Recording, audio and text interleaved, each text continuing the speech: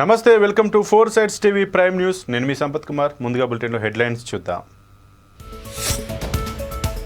ఎన్నికల హామీ నిలబెట్టుకుంటామన్న లోకేష్, రానున్న రోజుల్లో 20 లక్షల ఉద్యోగాలన్న మంత్రి.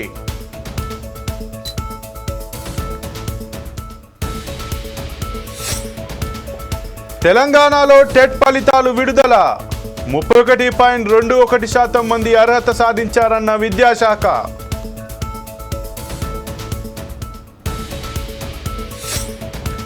ఢిల్లీలో ముగిసిన ఎన్నికల పోలింగ్, బీజేపీకే జై కొట్టిన ఎగ్జిట్ పోల్స్.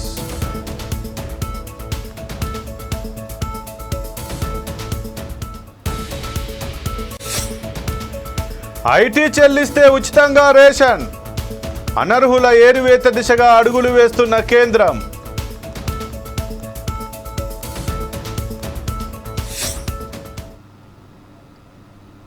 తెలంగాణ ముఖ్యమంత్రి రేవంత్ రెడ్డిని టీమిండియా మహిళా క్రికెటర్ గొంగడి త్రిష జూబ్లీహిల్స్ ఆయన నివాసంలో మర్యాదపూర్వకంగా కలిశారు. అండర్-19 ప్రపంచ కప్లో అద్భుతంగా రాణించిన త్రిషను సత్కరించి ఈ సందర్భంగా అభినందించారు ముఖ్యమంత్రి రేవంత్ రెడ్డి. క్రీడల్లో రాణించిన ఆమెకు ₹1 కోటి నజరానా ప్రకటించారు. భవిష్యత్తులో దేశం తరపున మరింతగా రాణించాలని ఆకాంక్షించారు సీఎం. ఇంకా ఈ under-19 world cup team members తెలంగాణకు చెందిన ధృతికేసరికి 10 లక్షలు, హెడ్ కోచ్ నౌషీన్, ట్రైనర్ శాలినికి 10 లక్షల చొప్పున నజరానా ప్రకటించారు. ఈ T20 ప్రపంచ కప్ టోర్నీ ప్రారంభం నుంచి ఆల్రౌండ్ ప్రతిభతో త్రిష క్రికెట్ అభిమానులను ఆకట్టుకోవడంతో పాటు టీమిండియా కప్ గెలవడంలో కీలక పాత్ర పోషించారు.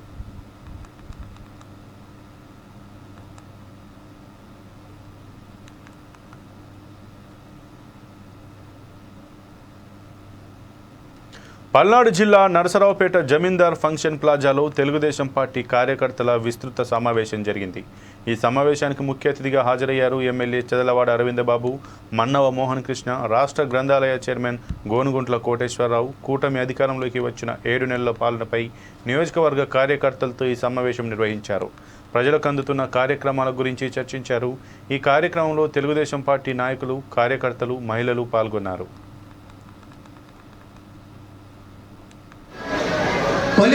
అధ్యక్షత వహించవలసిగా కోరుచు గడ్డ మీద జెండా వేసిన మన నాయకుడు అరవింద్ బాబు గారు హాస్పిటల్లో 4 రోజులుంటే ఎంపురాల కాశీగానే వెలికి రాసి కోరుతున్నాము.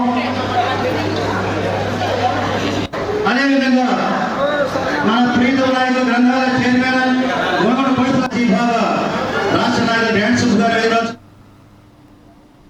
వరంగల్, ఖమ్మం, నల్గొండ ఉపాధ్యాయ ఎమ్మెల్సీ ఎన్నికల నామినేషన్లలో భాగంగా 3వ రోజైన బుధవారం 2 అభ్యర్థులు నామినేషన్లు దాఖలు చేసినట్లు నల్గొండ జిల్లా కలెక్టర్, ఎమ్మెల్సీ ఎన్నికల రిటర్నింగ్ అధికారి త్రిపాఠి తెలిపారు. హన్మకొండ జిల్లా ధర్మసాగర్ మండలానికి చెందిన బంకరాజు స్వతంత్ర అభ్యర్థిగా ఒక సెట్ నామినేషన్, కాంగ్రెస్ పార్టీ తరపున మరో సెట్ నామినేషన్ను దాఖలు చేసినట్లు ఆమె తెలిపారు. నల్గొండకు చెందిన పన్నాల గోపాల్ రెడ్డి స్వతంత్ర అభ్యర్థిగా ఒక సెట్ నామినేషన్ దాఖలు చేశారని ఆమె పేర్కొన్నారు. నామినేషన్ల స్వీకరణ సందర్భంగా అదనపు కలెక్టర్, ఎమ్మెల్సీ ఎన్నికల అసిస్టెంట్ రిటర్నింగ్ అధికారిగా జె శ్రీనివాస్ ఉన్నారు.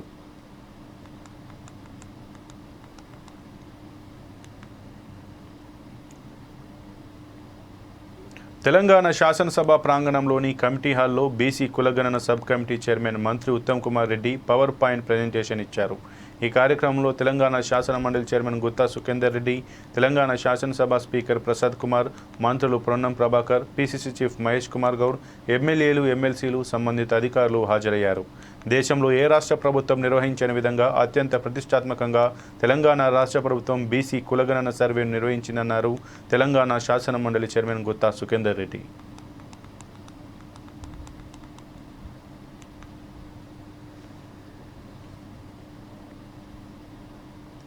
నల్గొండ జిల్లా శ్రీ లక్ష్మీ వెంకటేశ్వర స్వామి వారి ద్వితీయ వార్షికోత్సవ బ్రహ్మోత్సవాలు ఘనంగా జరిగాయి. ఈ కార్యక్రమంలో బీఆర్ఎస్ దేవరకొండ నియోజకవర్గ నాయకులు వడతే రమేష్ నాయక్ పాల్గొన్నారు. డిండి మండల చెరుకుపల్లి గ్రామ పంచాయతీ పరిధిలో కొలువైన శ్రీ లక్ష్మీ వెంకటేశ్వర స్వామివారి ద్వితీయ వార్షిక బ్రహ్మోత్సవాల్లో పాల్గొని స్వామివారికి ప్రత్యేక పూజలు నిర్వహించారు. ఈ కార్యక్రమంలో బీఆర్ఎస్ పార్టీ నాయకులు పెద్దతండ మాజీ సర్పంచ్ కట్రావత్ వెంకటేష్, బాలాజీ నాయక్, ఫిర్ మహమ్మద్, గోపాల్, మహేష్ తదితరులు పాల్గొన్నారు.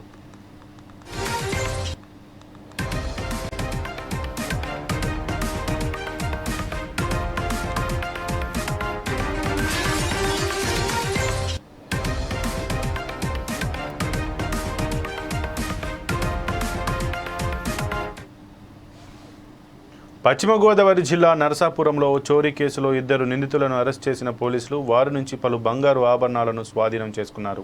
నర్సాపూర్ ప్రాంతానికి చెందిన గుబ్బల భాస్కర్, కొత్తపల్లి నరేష్ ఓ చోరీ కేసులో పోలీసులకు చిక్కారు. వారిని విచారించగా గత నెల 24న రాజోలు సత్యరాజు వీధిలో ఒక ఇంటిలో చోరీకి పాల్పడి 34 లక్షల రూపాయల విలువ చేసే 44.9 తులాల బంగారు ఆభరణాలు ఎత్తుకెళ్లినట్లు వెల్లడించారు. దీంతో వారి నుంచి చోరీ సొత్తును స్వాధీనం చేసుకుని నిందితులను అరెస్ట్ చేసి రిమాండ్కు తరలించారు.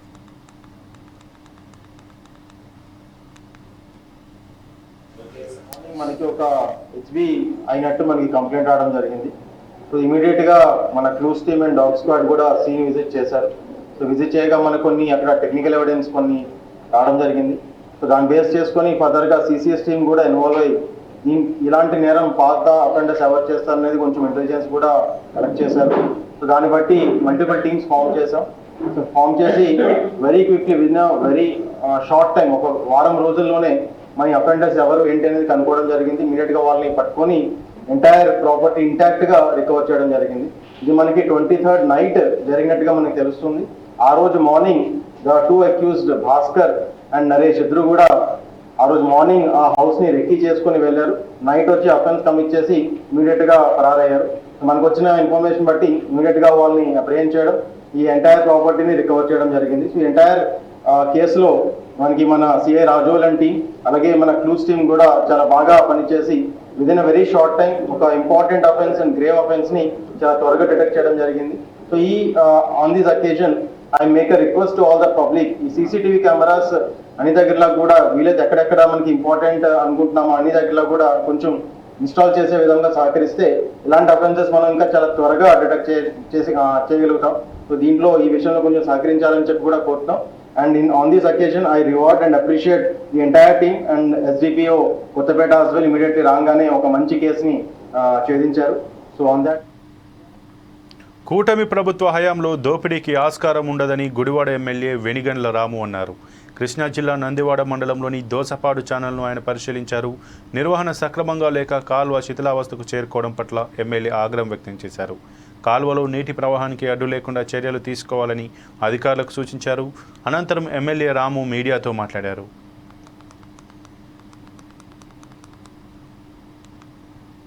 కింద మారిపోయింది. ఏదైనా కానీ తూడు తీస్తాం అనేది ఏంటంటే మళ్ళీ పెరిగిపోయిందని చెప్పడం చాలా ఈజీ అయిపోతుంది. కానీ తీసినప్పుడే చూస్తున్నాం. ఇదే 2 రోజుల క్రితం కాలువ వదులుతుంటే తీశారు. తీసినప్పుడు చూస్తే ఈ కొంచెం లాగుతారు, క్లియర్గా కనపడుతుంది. అటుపక్క మామూలుగా ఏం చేయాలి, మొత్తం క్లీన్ చేయాలి. మొత్తం క్లీన్ చేయాల్సిన పరిస్థితిలో ఆ మొత్తం వదిలేసి ఈ కొంచెం లాగితే మళ్ళీ 1 గంట మళ్ళీ ఒక్క రోజులో 2 రోజులు చివరికి కూడా ముగిపోతుంది. ఇట్లా ఏంటంటే లెస్ అంటే ఇప్పుడు ఎవరికి రాకుండా కాంట్రాక్ట్ ఎవరికి వస్తే వాళ్ళకి పూర్తిగా మిగిలిపోయాయి. ఇప్పుడు 40 లక్షల కాంట్రాక్ట్ ఉందనుకోండి, 40 లక్షల కాంట్రాక్ట్లో 30%, 39%, 40% లెస్కి ఎవడేది. నేను పనిచేసేవాడు ఎవడో వేయడట్లా 39% వేసేస్తారు. 39% వేస్తే దాంట్లో 40% వేసి పడేసారు అనుకోండి. మొత్తం మీద 40 లక్షల్లో 10 లక్షలు పోతే 25 లక్షలు వస్తాయి అనుకోండి. 25 లక్షలు జేబులోకి వెళ్ళిపోతాయి. ఇంక ఇక్కడ పావులు కూడా ఖర్చు ఉండదు. మా అయితే కనుక అప్పుడు ఒక 10,000 ఎప్పుడో 25,000 పెట్టి కొద్దిగా ఎట్లా పక్క జరిపితే అయిపోయింది అనే పరిస్థితి వస్తుంది. ఇలాంటి చాలా దారుణం అనమాట. ఇది వైసీపీ గవర్నమెంట్లో బాగా భయంకరంగా జరిగింది. ఇదే అలవాట్లు కాంట్రాక్టర్స్ కూడా మానుకోవాలని చెప్పి మధ్యాహ్న భోజనాన్ని పకడ్బందీగా అమలు చేయాలని మెదక్ జిల్లా కలెక్టర్ రాహుల్ రాజ్ ప్రాథమిక పాఠశాల ఉపాధ్యాయులకు సూచించారు. మెదక్ మండలం పాతూరు గ్రామంలోని ప్రభుత్వ ప్రాథమిక పాఠశాలను ఆయన ఆర్డీఓ రామాదేవితో కలిసి ఆకస్మికంగా పరిశీలించారు. ఈ సందర్భంగా కలెక్టర్ విద్యార్థులతో మమేకమై వారికి అందుతున్న ఆహారం, ఇతర సదుపాయాల గురించి అడిగి తెలుసుకున్నారు. మంచినీరు, డైనింగ్ హాల్, తరగతి గదులు, పరిసరాలు, స్టోర్స్, వంటగదులు తనిఖీ చేశారు. కిచెన్ షెడ్లో విద్యార్థులకు అందిస్తున్న భోజనం తయారీని, విద్యార్థులకు వండించడానికి సిద్ధంగా ఉన్న అన్నం కూడా పరిశీలించారు. వంటకు పరిశుభ్రమైన నీటిని వినియోగించాలని, మెనూ ప్రకారం భోజనం అందించాలని ఉపాధ్యాయులకు సూచించారు. ఏమైనా సమస్యలుంటే తమ దృష్టికి తీసుకురావాలని కోరారు.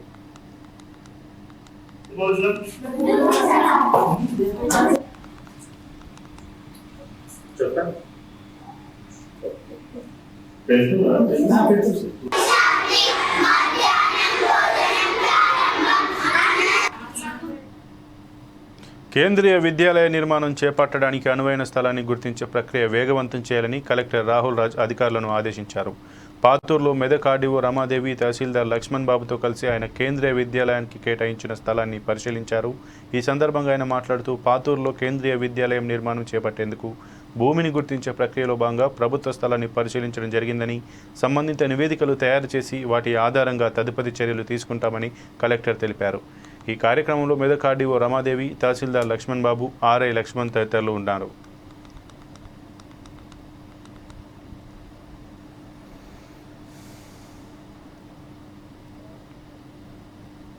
నెల్లూరు జిల్లా సంగం మండలం తిరుమనతిప్ప ఎస్టీ కాలనీలో డీఎస్పీ వేణుగోపాల్ ఆధ్వర్యంలో 2 సీఏలు, 4 ఎస్ఐలు, 45 మంది సిబ్బంది ముమ్మర కార్డన్ సెర్చ్ నిర్వహించారు. సుమారు 400 ఇళ్లను క్షుణ్ణంగా తనిఖీలు నిర్వహించి అనుమానాస్పద వ్యక్తుల వివరాలు, నేరాలకు పాల్పడిన వారి వివరాలను అడిగి తెలుసుకున్నారు. పలు వాహనాలను తనిఖీ చేసి రికార్డులు పరిశీలించారు. సరైన పత్రాలు లేని 40 బైకులు, 6 ఆటోలు సీజ్ చేశారు. అనంతరం కాలనీ వాసులకు రోడ్డు భద్రత, నేరాల నియంత్రణ, మహిళల రక్షణ చట్టాలపై డీఎస్పీ వేణుగోపాల్ అవగాహన కల్పించారు. ఈ సందర్భంగా డీఎస్పీ వేణుగోపాల్ మాట్లాడుతూ యువత మాదక ద్రవ్యాలకు లోను కాకుండా జాగ్రత్తలు తీసుకోవాలని సూచించారు.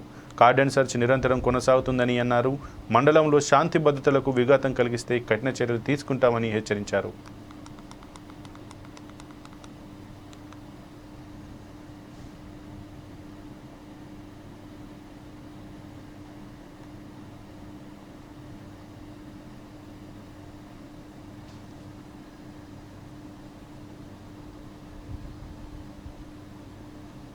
తిరుమల-తిప్ప ఎస్టీ కాలనీ ప్రాంతంలో కార్డన్ సెర్చ్ కార్యక్రమం చేపట్టడం జరిగింది. ఈ కార్యక్రమంలో 2 సిఐలు, 5 మంది ఎస్ఐలు, 45 మంది స్టాఫ్ పాల్గొనడం జరిగింది. ఇది ముఖ్యంగా ఏమిటంటే ఏదైనా అసాంఘిక కార్యక్రమం ఇవాళ జరుగుతున్న వాటి సమాచారం పైన దాదాపు 400 ఇళ్ళు సెర్చ్ చేయడం జరిగింది. ఒక 40 మోటార్ సైకిల్ సీజ్ చేయడం జరిగింది. 6 ఆటోలు సీజ్ చేయడం జరిగింది. వాటికి సంబంధించిన పత్రాలు కానీ కాగితాలు కానీ ఉన్నాయా లేవో వెరిఫై చేస్తాము. ఇంకా దీనికి సంబంధించి ఎవరైనా కొత్త వాళ్ళు అనుమానాస్పదంగా ఉన్నా కానీ, ఏదే మహిళలకు సంబంధించిన నేరాలు పాల్గొన్నా కానీ, ఏదైనా లా అండ్ ఆర్డర్ ఇష్యూస్లు ఉన్నటువంటివన్నీ కానీ అందరినీ కూడా వాళ్ళను ఐడెంటిఫై చేయడం జరుగుతుంది. వాళ్ళని తగు చర్యలు తీసుకోవడం జరుగుతుంది.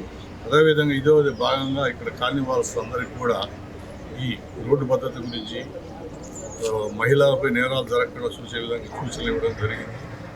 ఈ పోక్సోకి సంబంధించిన సూచనలు ఇవ్వడం జరిగింది.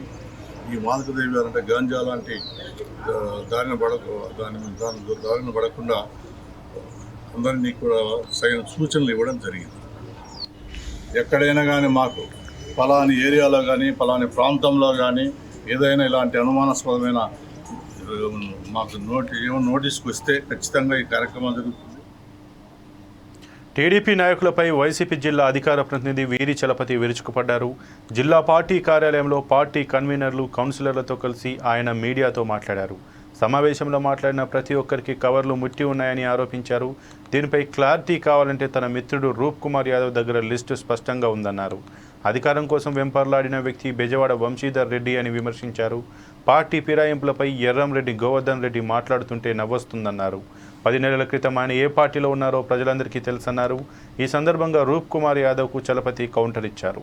తాను చోటా నాయకుడే కానీ గౌరవప్రదమైన రాజకీయాలు చేస్తున్నానని చెప్పారు. ఈ కారు ఒక ఎస్టీకి 2016లో అప్పటి గవర్నమెంట్, తెలుగుదేశం గవర్నమెంట్లో ఎస్టీకి ఈ యొక్క వెహికల్ ఇవ్వడం జరిగింది. ఇప్పుడు కూడా దాని నెంబర్ వచ్చేసి AP 394491 ఎస్టీ. ఈ అబ్బాయి వచ్చి విడవలకు సంబంధించిన అబ్బాయి. అది యాక్చువల్గా ఎల్లో బోర్డు అండి. ఇప్పుడు నేను వైట్ బోర్డు వేసుకుని తిరుగుతున్నాడు. దయచేసి ఆర్టీఓ వాళ్ళకైతేనేమి, DTC గారికి చెప్పేది ఏంటంటే వెంటనే ఆ కార్ సీజ్ చేయండి. ఎస్టీకి ఇచ్చినటువంటి కార్ ఇది. మరి ఈరోజు దాన్ని చేసుకొని తిరుగుతూ మరి ఎల్లో బోర్డు మార్చుకొని వైట్ బోర్డు చేసుకొని తిరుగుతూ ఉన్నాడు. ఈయన కూడా ప్రశ్న వంశీధర్ రెడ్డి గారు తిరిగేటువంటి కారు అప్పట్లో SC STకి ఇచ్చినటువంటి కారులో ఆ రోజు కూడా ఆయన ఆ రోజు తెలుగుదేశం అధికారం ఉండగా ఈ కారు మళ్ళా ఒక బినామీ పేరును తీసుకొని ఇప్పటికి కూడా ఎల్లో బోర్డును తీసేసి వైట్ బోర్డును తీసుకొని తిరుగుతున్నటువంటి ఘనత ఎవరిదంటే వంశీధర్ రెడ్డి గారు. ఆయన కూడా నల్లరెడ్డి కుటుంబం గురించి, కాకా గోవర్ధన్ రెడ్డి గారి గురించి మాట్లాడుతూ ఉన్నారు. ఇదే విధంగా ఏంటంటే ఇందాక ఫిరాయింపుల గురించి గౌరవ డిప్యూటీ మేయర్ గారు ఫిరాయింపుల గురించి మాట్లాడినారు. నిన్న మన ప్రెస్ మీట్లు జరిగినాయి. గౌరవ ఇద్దరు మాజీ మంత్రివర్యులు చోటా నాయకుడు కూడా మాట్లాడాయా. నేను చోటా నాయకుడిని 1994 నుంచి ప్రత్యేక ఎలక్షన్లో ఉన్నా. 94లో ఎంపీటీసీ అయ్యా. ఆ రోజు వచ్చేసి మండల వైస్ ప్రెసిడెంట్ అయ్యా. ఆ రోజు నిత్యం ప్రజల్లోనే ఉంటున్నా. ఎంపీటీసీ అయ్యా, సెంట్రల్ బ్యాంక్ డైరెక్టర్ అయ్యా, డీసీఎంఐ చైర్మన్ అయ్యా, ఏఎంసీ డైరెక్టర్గా ఉన్నా. పార్టీకి వివిధ పదవుల్లో పనిచేశాం. కానీ నిజాయితీగా ఉండేది అయితే తెలుసు. ఏ పార్టీకైనా ఆ పార్టీకి పోయే పరిస్థితి కాదు. ఏ పార్టీకి ఆ పార్టీ పోయేవంటే ఈ పార్టీకి వెళ్ళిపోయి ఉండాలి. చోటా నాయకులమైనా కొద్దిగా గౌరవంగా బతికినటువంటి నాయకులమైనా మా స్నేహితులైన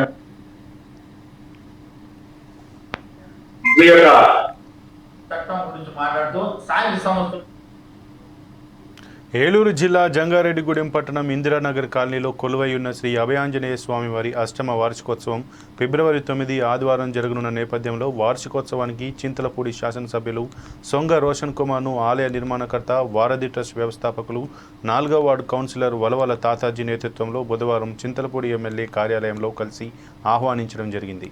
ఈ సందర్భంగా శ్రీ అభయాంజనేయ స్వామివారి ఆలయ కమిటీ నిర్వహించే వైద్య శిబిరాలను పట్టణ మరియు సమీప గ్రామాల ప్రజలందరూ వినియోగించుకోవాలని చింతలపూడి శాసనసభ్యులు సొంగ రోషన్ కుమార్ పిలుపునిచ్చారు. శ్రీ అభయాంజనేయ స్వామి వార్షికోత్సవాన్ని అందరూ జయప్రదం చేయవలసిందిగా ఎమ్మెల్యే సొంగ రోషన్ కుమార్ తెలిపారు. ఆంజనేయ స్వామి వారి 8వ వార్షికోత్సవం మరి ఈ ఆదివారం అంటే ఫిబ్రవరి 9 జంగారెడ్డి టౌన్లో మరి జరగబోతా ఉంది. ఉదయం 5 గంటల నుండి ఈ యొక్క కార్యక్రమాలు స్టార్ట్ అవుతాయి. మరి ముఖ్యంగా ఈ యొక్క వార్షికోత్సవం రోజున మెగా మెడికల్ క్యాంప్స్, అట్లాగే అన్నదానం, 5,000 మందికి పైగా మరి తాతాజీ గారు 8 years నుంచి చేస్తున్నారు ఇలాంటి మంచి కార్యక్రమాలు. సో కావున భక్తులు అలాగే ప్రజలందరూ కూడా వచ్చి ఈ యొక్క వార్షికోత్సవంలో పాల్గొని మరి తాతాజీ గారిని ఆశీర్వదించి అలాగే ఇక్కడ ఇస్తున్నటువంటి ఉచిత మెగా వైద్య సేవలు ఏవవుతున్నాయో అవి ప్రజలు మరి వాటిని వాడుకొని మరి మంచి ఆరోగ్యంతో ఉండాలని నేను మనస్ఫూర్తిగా తాతాజీ గారిని నేను వారిని విష్ చేస్తున్నాను. అట్లాగే ఈ యొక్క కార్యక్రమం సంబంధించి ముందుకు వచ్చి డోనర్స్ ఎవరైతే ఉన్నారో వాళ్ళందరినీ కూడా నేను మనస్ఫూర్తిగా అప్రిషియేట్ చేస్తున్నాను. ఈ కార్యక్రమాల్లో మరి తాతాజీకి సపోర్టివ్గా నుంచున్న ప్రతి ఒక్కరు కూడా నా యొక్క ధన్యవాదములు. మరి ఫిబ్రవరి 9న ఈ యొక్క వార్షికోత్సవాన్ని మంచి విజయంతో తాతాజీ గారికి అలాగే జంగారెడ్డిగూడెంకి అందించాలని చెప్పి నేను మనస్ఫూర్తిగా కోరుకుంటాను. అలాగే నన్ను ఈ యొక్క కార్యక్రమానికి ఇన్వైట్ చేసినందుకు కూడా చాలా థ్యాంక్స్ చెప్తున్నాను. మరి తాతాజీ గారు ఇంకా ఎలాంటి మంచి కార్యక్రమం ఎన్నో చేసి మరి ప్రజల్లో అట్లాగే వారికంటూ ఒక మంచి స్థానం రావాలని చెప్పి నేను మనస్ఫూర్తిగా కోరుకుంటూ సెలవుస్తున్నాను. Thank you.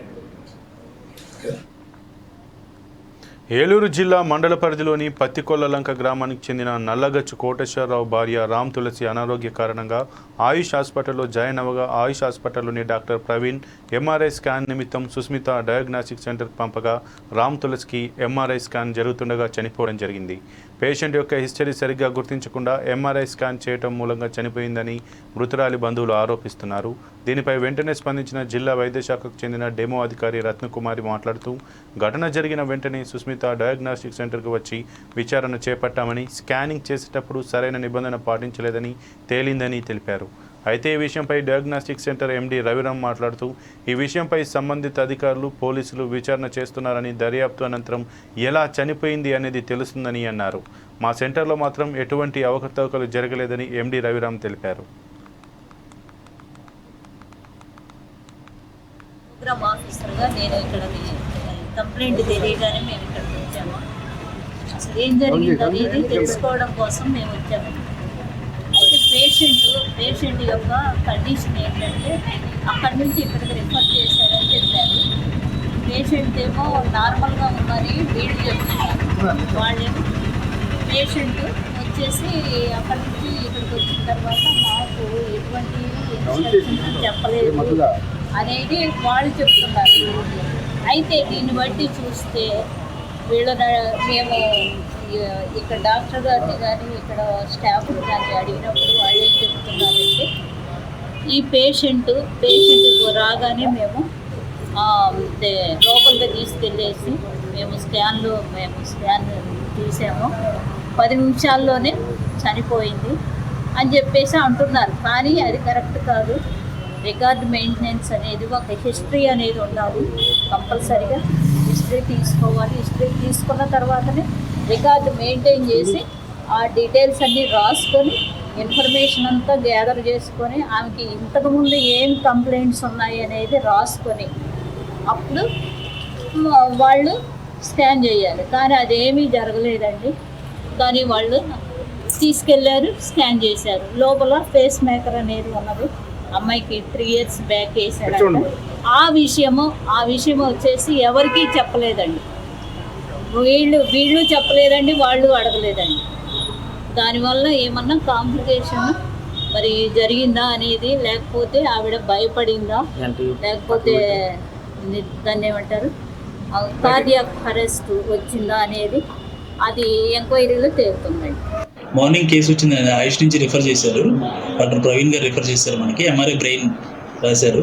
MRI brain scan చేసినప్పుడు స్కాన్ తర్వాత పేషెంట్ ఎక్స్పైర్ అయ్యారు. పేషెంట్కి ఆల్రెడీ కార్డియాక్ ఇష్యూస్ ఉన్నాయంట. ఆ తర్వాత డాక్టర్ గారిని కన్ఫర్మ్ చేసుకున్నాము. కార్డియాక్ ఇష్యూ ఆల్రెడీ పేషెంట్కి డయాలసిస్ కూడా జరుగుతుందంట. డయాలసిస్ జరుగుతుంది. పేషెంట్కి కార్డియాక్ కూడా ప్రాబ్లమ్స్ ఉన్నాయంట, ప్రీవియస్ హిస్టరీస్ అని. దానివల్ల పేషెంట్కి కార్డియాక్ అరెస్ట్ అయ్యి ఎక్స్పైర్ అయ్యారు. సార్ అయితే ఇప్పుడు వచ్చిన డెమో గారు ఏం చెప్తున్నారంటే చెప్పండి వచ్చారు కేవలం నిర్లక్ష్యం వల్లే మహిళ మృతి చెందిందని కారణం స్పష్టం చేశారు సార్. దాని మీద స్పందన మేము చెప్పాల్సినవన్నీ చెప్పాం సార్. ఇప్పుడు కేసు ఫైల్ చేశారు, ఇన్వెస్టిగేషన్స్. వాళ్ళ అబ్బాయిలు కూడా కానిస్టేబుల్సే. దాని ప్రకారం ఎంక్వైరీలు తెలుస్తుంది సార్ దేనివల్ల చనిపోయింది. పేషెంట్ సెల్ఫ్గా ప్రాబ్లం వల్లే ఆవిడకి కార్డియాక్ అరెస్ట్ అయ్యి చనిపోయారా లేకపోతే ఏంటనేది ఇన్వెస్టిగేషన్స్లో తెలుస్తుంది సార్. తూర్పు పశ్చిమ గోదావరి జిల్లాల పట్టభద్రుల ఎమ్మెల్సీ నియోజకవర్గ ఎన్నికలకు సంబంధించి ఏలూరుకు చెందిన ములకల శ్రీనివాస్ నామినేషన్ దాఖలు చేశారు. ఏలూరు కలెక్టరేట్లో తూర్పు పశ్చిమ గోదావరి జిల్లాల పట్టభద్రుల ఎమ్మెల్సీ నియోజకవర్గ రిటర్నింగ్ అధికారి ఏలూరు జిల్లా కలెక్టర్ కె వెట్రిసెల్వి వారికి ఏలూరుకు చెందిన ములకల శ్రీనివాస్ ఒక సెట్ నామినేషన్ పత్రాన్ని సమర్పించారు. అభ్యర్థి ములకల శ్రీనివాస్తో రిటర్నింగ్ అధికారి ప్రమాణం చేయించారు.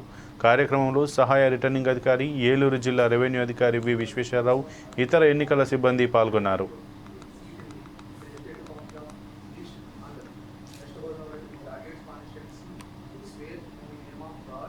ఇక ఇవి ఇప్పటివరకు బులెటిన్లో ఉన్న అప్డేట్స్. మరిన్ని అప్డేట్స్ కోసం చూస్తూనే ఉండండి 4 Sides TV.